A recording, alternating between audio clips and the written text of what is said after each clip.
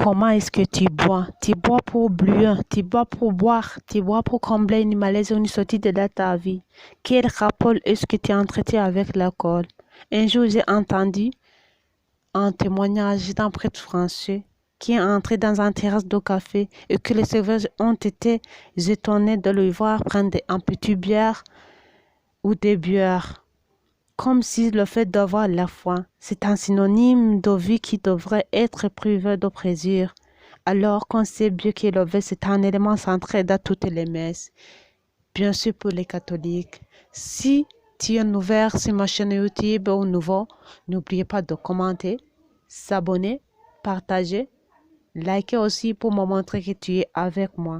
Dans le christianisme, il n'y a pas de liste des aliments interdits, des boissons interdites aussi, comme si les choses-là étaient mauvaises en elles-mêmes.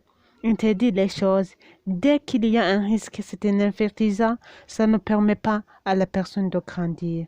Si tu réfléchis ta vie en termes de permis défendus, alors tu vas rester un enfant toute ta vie. Tu vas rester un enfant toute ta vie. Au contraire, si tu exerces à maîtriser les risques, tu vas grandir jour après jour. Alors comment vérifier qu'on boit de la bonne manière? D'abord, on boit de bonne manière car on est plusieurs.